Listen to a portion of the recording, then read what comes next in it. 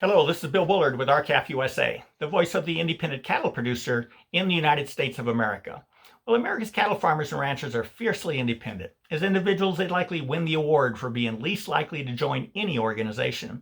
And one reason for their independent attitudes is that they don't rely on government price supports for their income.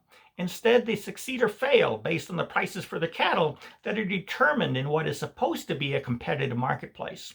So if all of these fiercely independent cattle producers who derive their income from a competitive marketplace finally decide to join an organization that has only one purpose, in other words, it would do one thing and nothing more, then what would be the one thing that such a cattle organization must do?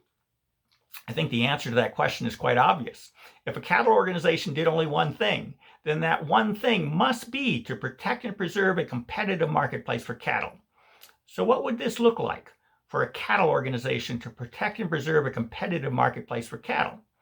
Well, what should trigger some type of action to protect and preserve the market is the identification of a debilitating problem within the market itself. And that happened. On August 9th of 2019, a fire broke out at a Tyson packing plant in Kansas. The following week, the media reported that packers were earning record margins, while fed cattle prices, then at only $105 a hundredweight, had fallen from the previous week's higher levels. Almost 3 weeks later, the Secretary of Agriculture announced that he was directing his agency to investigate the impacts of the fire. So on August 28th, after the Secretary of Agriculture announced that there was a problem, and that the problem was serious enough to call for an investigation, other cattle organizations began issuing statements in support of the Secretary's call for the investigation.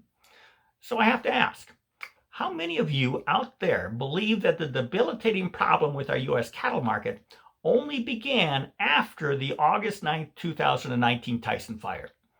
Does anyone really believe that we woke up one morning to find our market had suddenly broken during the night?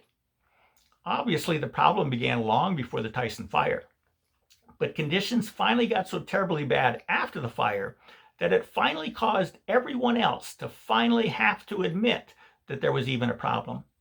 And as everyone knows, this outfit called R-CALF USA has been calling attention to the serious problem in our nation's cattle market for years, but no one wanted to listen. It took the Tyson fire to awaken our industry. And now that's a sad commentary. Sad because every producer knew the marketplace was dysfunctional after the unprecedented price collapse that began 5 years ago in 2015. That was the time when the industry analysts, both government and private alike, said cattle producers would experience 3 more years of strong cattle prices, and that's due to the long biological cycle of cattle, the longest of any farmed animal. After 3 years, around 2018, the analysts said that domestic cattle supplies would finally catch up with beef demand and cattle prices would gradually subside. But that's not at all what happened. Instead, cattle prices collapsed throughout 2015 and hit a low in the fall of 2016. And while cattle prices continued their inexplicable free fall, on January 5th of 2016, we filed a formal request with the U.S. Senate Judiciary Committee for a full investigation into our cattle markets. Now, the rest of the industry met our request with contempt, but we viewed our obligation to our members as an unconditional mandate to preserve and protect our industry's competitive marketplace, and so we persisted. We filed another request for an investigation the next year in 2017. Now, 2017 was the year cattle prices tried to recover, but it didn't last, and prices fell almost to their 2016 low. Also in 2017, retail beef prices began trending upward while cattle prices continued their steep downward trend. Now, this unprecedented trend of upward climbing retail beef prices and downward falling cattle prices has now gone on for 3 years. In 2018, we filed 2 more requests for investigations, one with the Senate Judiciary Committee and one with the Commodity Futures Trading Commission. Then in April of 2019, long before the Tyson fire, we filed our historic national class action antitrust lawsuit, alleging that the Big Four packers had unlawfully depressed prices paid to producers beginning at least as early as January 1 of 2015. So now you know where this cattle organization called R-CALF USA is.